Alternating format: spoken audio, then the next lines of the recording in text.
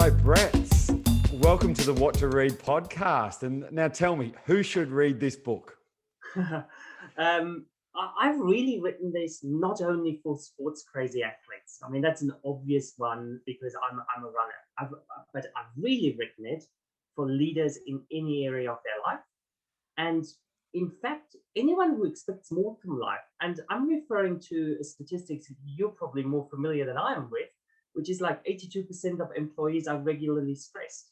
So anybody who really wants to shine brightly and has the courage to do what it takes to do that, that's this book for. Yeah, I really love the way that you kind of you made it really good. How can I say this better? You had a really good way of telling people how to get up the next step to the next level.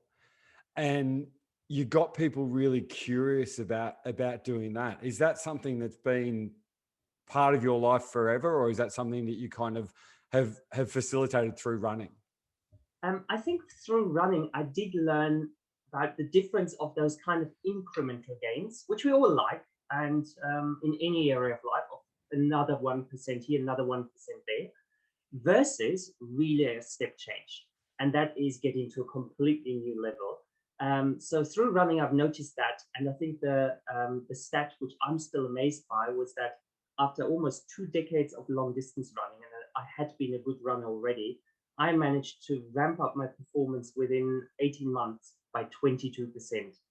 And that Wow. is something completely different to a 1% here or there. And I want to share that with people of say, well, if in whatever area of life you want to get your 22% worth, this is how you do it. Mm-hmm. And the book's called Turning Right and to Inspire the Magic. And tell me how it came upon the title and how that happened, because I love that story and I'd love you to share it with everyone. Yeah, so turning right that was the pivotal moment which happened a few years ago while I was living in Albert Park in Melbourne. It's I was very German. So if anybody's wondering my accent, it's not South African. I'm German heritage, and picture that typical German, and you see me a few years ago. So Right. very measured, very controlled, very much doing what needs to be done in order to get to some of that next 1%. Make a And plan and work your plan. absolutely, and it got me very far. But I had reached a plateau not only in running, so I was a hobby marathon runner, decent but nothing world class or the like. And the same at work as well. I was reaching that plateau, and in a way, I was getting frustrated of where from here there's nowhere else to go. And a coach helped me. He saw what was holding me back, but he knew I had to experience that the German way wasn't the way forward anymore. And he prescribed me to do mystery runs, which was an invention of his. So he basically said, run with a friend, do whatever the friend does, but you are out of control. You don't know what he's doing. You don't know how long he's running for, how fast he's going. And yes, he might break you. Now, that was all the alarm bells went off. I was scared. And I was just afraid of just, in a way, of losing. And then it happened on that first day where Corey, this friend of mine, he picked me up from my house, went through the garden gate to get started, and he turned right. So I had to turn right because those were the rules, and I was following the rules. And that was a huge eye opener because never ever in my life had I turned right at that kind of that garden gate because I was too measured, I was too controlled, and somehow the routine was turn left, turn So left, turn every left. single time you went for a run, and you went for a run often, you would come out of your garden gate and turn left. Correct. Right. And that kind of eye opener of there is a world out there right in front of my doorstep, which I would never enter. And so the curiosity was sparked. And I instantly somehow I didn't know what it would mean because obviously whether you physically turn right or left doesn't make a difference. It doesn't make you a faster runner. Mm-hmm. But I knew that there was something deeper in it. And if I, metaphorically speaking, started opening myself up to new possibilities and turn right, something would happen. And that's what I explored for a few years. And that's basically the journey in this book of what are we all capable of when we turn right and just see for ourselves that we are capable of so much more. The one thing I loved about the book, and particularly that little section of, and I've conveyed this story to a few people after I'd read it, was that you're so measured, but then the turning right concept was wonderful, but also the fact that you chose Corey to actually, your friend Corey, who had different strengths to you. He was maybe not quite as long distance, but he was a fair bit faster than you. Yes, yes. And if you could tell us through, what you had to get braver to pick Corey to run with. So that must have been a little bit scary for you as well. Oh, that was way more than a bit scary. I was at the point of calling the mystery run off. So it was really just my pride and going back to Corey and saying, I'm too scared, I'm not going to run with you, because he has a middle distance background and I was a marathon runner. So a marathon runner versus an 800-meter runner is like, there's no chance if he wants to break Yeah. me, he can break me over anything short. And the question in my head of when is it fair to give up, which quite many of us somehow have. We might not be aware of it, but how often do we not do something because we're too scared to somehow fail at it? And that's what was holding me back. So yes. And there was a really pivotal point on one of the hills. I think it was at Litchfield or something. Listerfield here in Listerfield, Melbourne. Yes. and you were. A lot of this comes down to identity as well. That you talked about you're a marathon runner and he was an 800-meter runner, and you're claiming those sort of things as part of your identity. One of yours was that I'm not very good at running hills. And you Correct. told yourself the story that I'm not running real hills. Can you tell us the story about what happened at Litchfield? Is that right? Listerfield, Listerfield. which Can you is tell us the just story about what happened there? absolutely. So in that first mystery run where we turned right, nothing else really happened on that day. So it was just a big aha. The second run was way tougher in terms of Corey challenging me. And he challenged me at a very, very steep hill. It was only a few hundred meters long, but at the bottom of the hill, Corey went from an easy shuffle. He was speeding up and going into a sprint up that hill. And as you say, my identity was I'm not good at hills. I've always lived in cities which are pancake flat. So hills is just not, that's not for me. And interestingly enough, I stayed in the moment. Corey was speeding up. I was sticking with him, huffing and puffing. And then I just noticed that I was overtaking him. There was no decision involved. I just overtook him and got to the top of the hill first.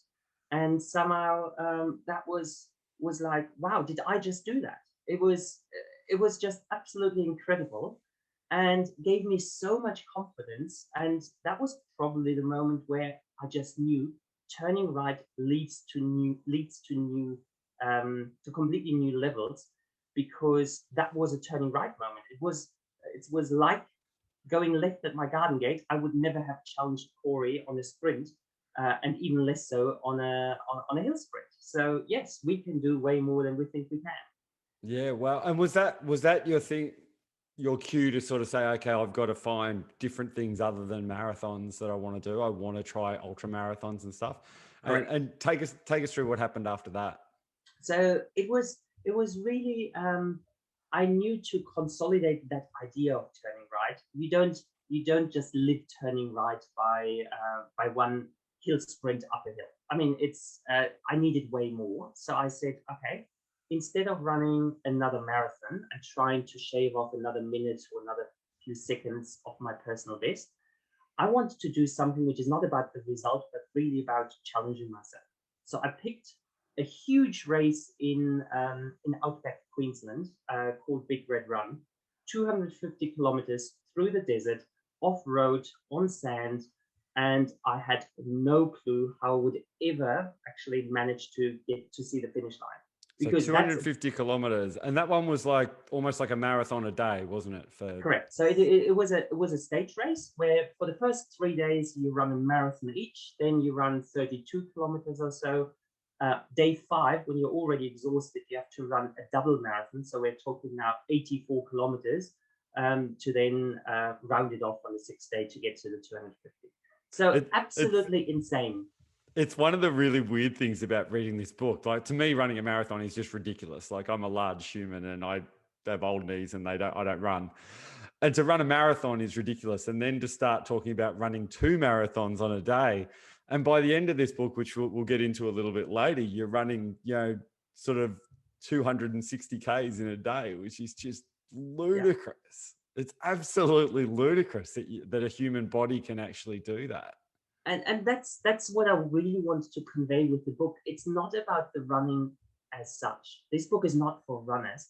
It's just an example of an area. So running is my example of saying, when we challenge ourselves and put our minds to it and really grow as a person, there is so much more than we can think of. And I mentioned the 22% beforehand. I mean, stepping up from a marathon to 250 kilometers, that is, that's way more than 22%. Yeah, exactly. Yeah, it really is. And that was the Big Red Run. Was that the one that made you think, there's a book in this? Yes. So that's when I really, because it blew me away. It was similar to out sprinting Corey in Listerfield, because not only I finished with Big Red Run, but I don't want to give too much away for the reader, but the result was, let's call it, it was just out of this world. And I thought, wow, if I can do this, then basically I can do anything. And it has nothing to do that I'm talented. I'm not talented at it. My first marathon was, I was midfield in that first marathon, which I ran. So I enjoyed running, but I was never talented. So no Usain Bolt of marathon running. So I think everybody can do it, can do whatever they want to overcome as a challenge, if they put their minds to that. It's almost a little bit, I know being German, it's almost a bit Nietzsche, that Friedrich Nietzsche would say that, you say that people are talented, which gives you the excuse not to do those things that are really hard. Yeah, it's the limiting beliefs we have. So it's, in a way, we talked about just before, and we said, well, it's about the step changes we make rather than just the incremental changes. In order to do that, we have to reprogram our minds. I mean, that's how it basically neurologically works. And the kind of reprogramming, the new lines of my own programming were no longer, I'm not good enough, I don't belong here, the world is hostile and I need to fight. I mean, you hear the language which I used to talk to myself to, and that got me relatively far in life. But then it just leveled off, and there was nowhere to go. There was no further growth. You touched on there, you heard the language that you talk to yourself. The thing I loved about this book, and I really, really loved this book, was that you actually got inside someone's head, and you were really, really vulnerable and very honest about exactly what was going through your head in a whole bunch of times. And let's face it, you weren't always the hero of this story either. There was lots of times where it's like, wow, I've just admitted to being an asshole, or I've just admitted to not being very brave, or and you really have let people into your head when you're doing through that. Like, you come off the high of the Big Red Run, and we don't want to tell every story in the book, but I think going to do the 24-hour race in Christchurch was a moment where you weren't the hero, but it was almost that Joseph Campbell's hero story, that you had to have had the fall from grace to be able to rise to where you got to. So can you tell us a little bit about what happened in Christchurch? Yes, so Christchurch was after Big Red Run, completely on a high. I basically wanted to tackle the world and prove to myself, now I know how to be successful. You hear the language again, to be successful, not to grow anymore. I know how to be successful, so now I'll show everybody how this summer is done. So I signed up for a 100-kilometer race in one go, and really wanted to nail it, wanted to make it into the Australian national team. So really high aspirations suddenly. And I got into that race, and as you said, it was a complete disaster. It was like, and I just have to laugh, because after Big Red Run, I thought, yeah, I'm going to write this book because I'm so awesome. I'm writing this book. And then I came out of Christchurch. And then I said, oh shit, I can't write the book because I'm so shit. So the book is gone. And you really did get that. You got that feeling too that you're like, because I remember reading it and getting to the point where you'd done really well in the Big Red Run and thought, where the hell's this book going now? I feel like it was like 30% of the book, and I'm like, oh well, that's over, and he's done everything he wanted to do, and it was just the ceiling's off and off we go. And then it was just the roller coaster of that. It But was. it's just funny.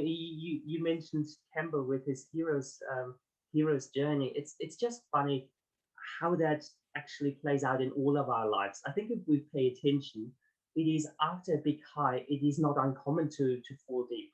Look at other sports people who they win a major tournament, and then it's basically that they don't get anything done anymore until they get to that next level. So it is a roller coaster, and I think that's very important. That was very important to me to convey in the story, of just by, as you said, being very honest with what I was feeling, what I was sensing, um, to to get across that it's okay to be uncomfortable, because that discomfort is part of it. It's actually, the journey is not about being amazing. The journey is about being able to go the next journey. That's what it is all about. It's I feel now prepared to tackle whatever I want, and it's not about, yes, I will actually achieve it. It's more that kind of thrill. Maybe I will, maybe I won't, but I can deal with it, and I will really, I won't. It's not my identity which will be threatened in case I actually don't achieve what I'm out to do.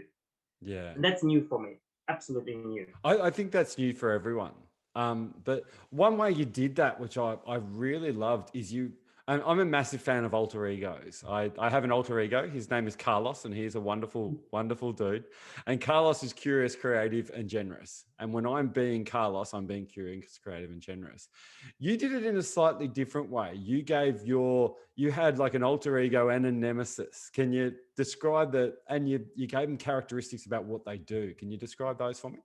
Yeah, so the first one I was aware for quite a while, was it's the bureaucrat, and which makes so much sense with even my German heritage of, it's computer says no, so there's a no. It's like there's a Yeah. rule, and therefore you either comply with it, or somehow it doesn't work. And that's how I was leading my life, with that kind of bureaucrat who had to be completely in control, in charge, new rules, and there was no black and white.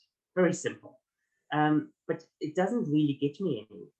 Um, the That's the nemesis. Then the other one, which I really had to cultivate because it was very much suppressed all my life, is that explorer in me. And when you hear me talking right now, I get really excited about these races and challenges, and it's that explorer within me. It just wants to see what is possible, and where will it lead to, and what will I learn from this. And And it doesn't then, matter if I fail because I'm exactly. exploring. I'm But then the bureaucrat comes out and says, "Yeah, okay, we I don't really like challenges, but if we challenge ourselves, it's all about success, because what counts at the end is that we have something shiny which we can show to other people, and then at least it's worth it. So don't do anything which is not leading to the results." And it's just, that's not how the explorer works. The explorer just wants to go out, wants to have some sort of fun, sense of fulfillment, and explore and see what happens.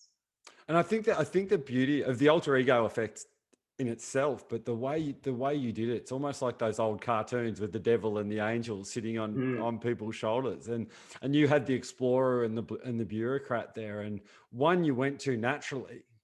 You went to the bureaucrat naturally, but yes. then the more you cultivated the explorer, the more your self-talk ended up sounding like a scout and sounding like an explorer.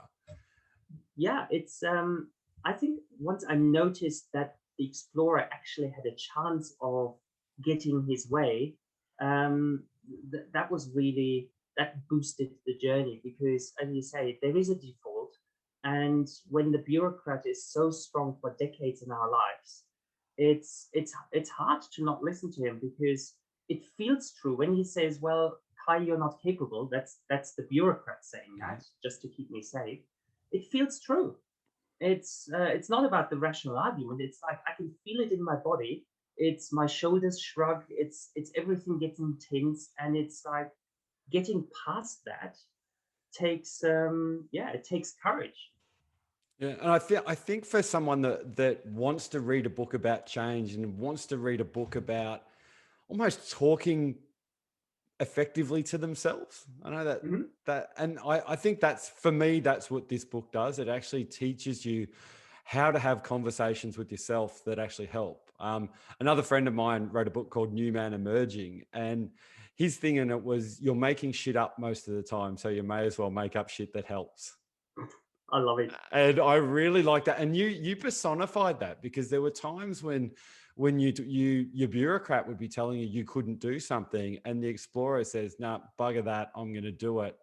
Yeah, I might just share one And you little did. story from Big Red Run, which I love, where the bureaucrat basically said, "Well, I'm done now. The legs are tired. You can't go anymore."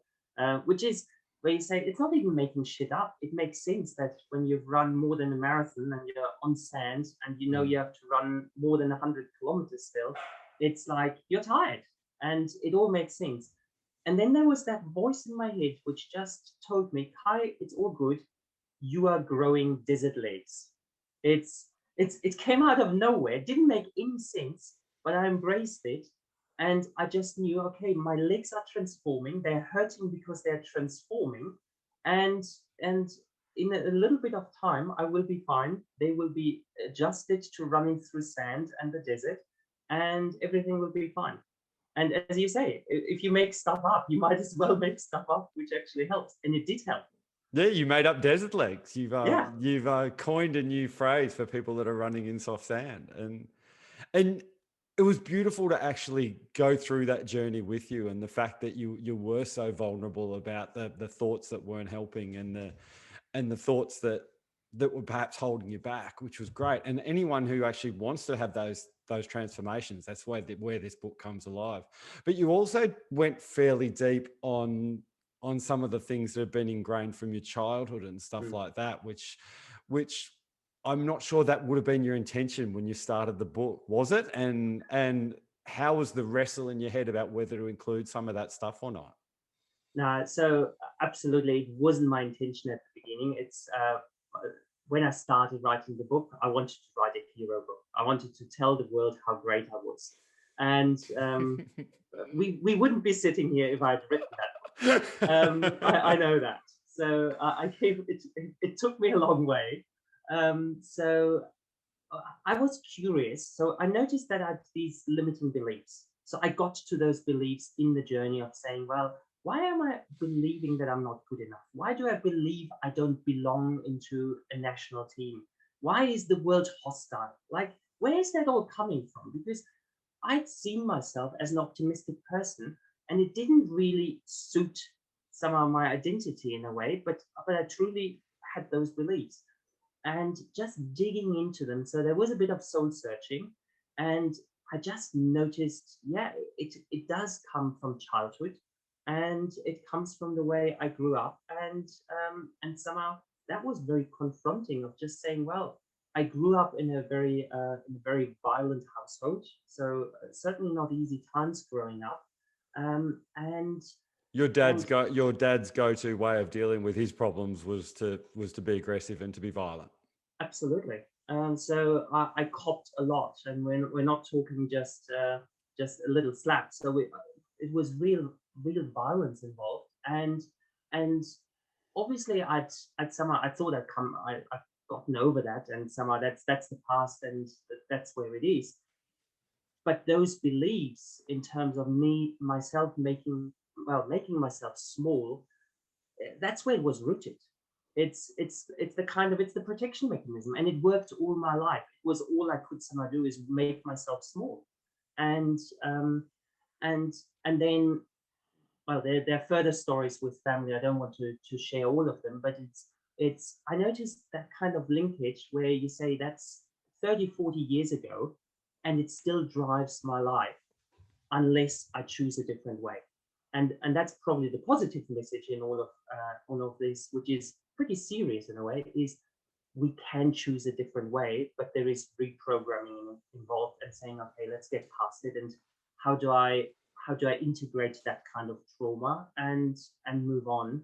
And that's probably where running has helped me, and other challenges in the business world. So because it's not only running challenges I'm sharing, it's also business challenges. But it all came back to those kind of experiences of feeling that I'm done too, I'm not in control, and other people have power over me, which, surprise, surprise, I overcompensate that by being the typical German who controls. Mm-hmm. So it all makes sense.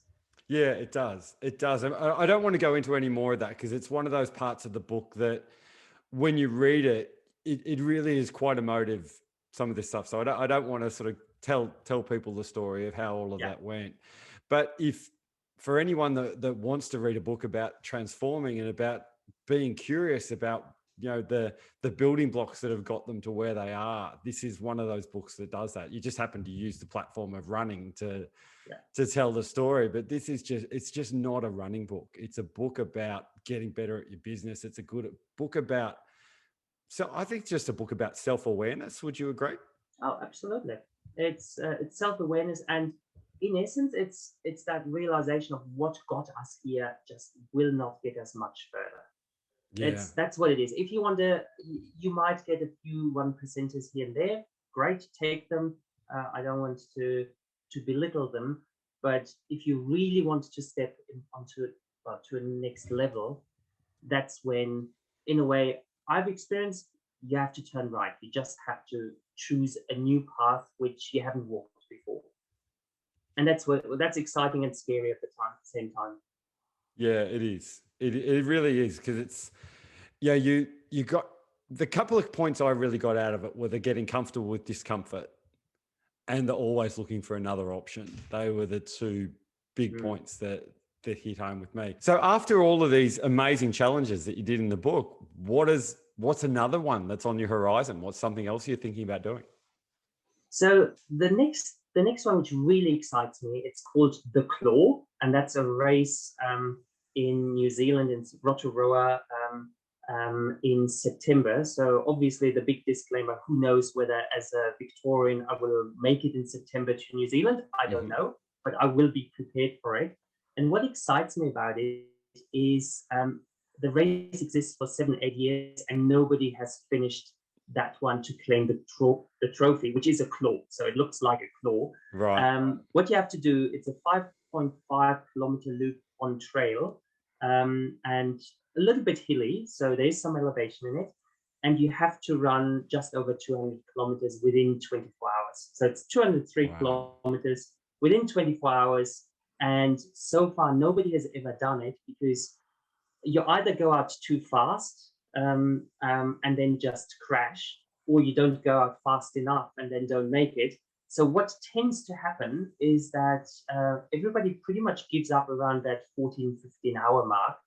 And so mentally, as you can imagine, that just excites me. I'm saying nobody has gotten close to it in 8 years' time. So I would really love to take that challenge and say it will be touch and go. It will be somewhat stressful if you make it stressful, or it's just a go out, have some fun, see what happens. And I really want to get my name onto that claw. So that's what excites me at the moment. Nice. And I guess that's good. That I love the way you talk about this with the, well, I might make it, I might not. And that level of acceptance, which as you read the book, it sort of permeates through the whole book, that your level of acceptance of whether you achieve or not just keeps going up. And if the more you accept, the more likely you were to achieve. Exactly. And that's what makes it difficult, because obviously there's a part in me who doesn't want to come home without the claw. And that voice, that bureaucrat who just has the clear objective, knows, unless you tick it off, Kai, who will you be? You are a failure. And that voice will speak up. I mean, we're talking 24 hours of running, sleep deprivation, being tired, being physically exhausted. That voice definitely will come up. And I need to be prepared to deal with that voice. That's what the race is about. It's not about somehow running fast. It's about dealing with that voice in my head. And and negotiating my way through, because it is very sneaky, and every time it has a different kind of strategy to wrestle me down. So we're going to do a fast 5 to finish these off. Okay. Okay. Do So I need 5. a little warm up or? No, you're going to be a sprinter now, mate. You're not caught in your identity. All right. So what are you reading now? I'm reading from David Hawkins, Letting Go. Okay. And your favorite book as a kid? Winnetou, which is a German book from Karl May. I actually refer to it in this book. It's in the Wild West in a way. Okay. What book should everyone read other than Turning Right? Wow, that was the answer. Everyone should. It might have been because I've just read it recently, but it has deeply impacted me, which is from Wayne Dwyer, The Power of Intention. I've just read it recently, and it's just a wow. Isn't it amazing? Like books like a Wayne Dyer book, it's probably written in the 80s or the 90s or something, and they're still just as relevant. And then you can go back to ancient spiritual texts, and they're just as relevant as now. So it's amazing that these books are, they don't change. They still have wisdom that you can translate into whatever you like.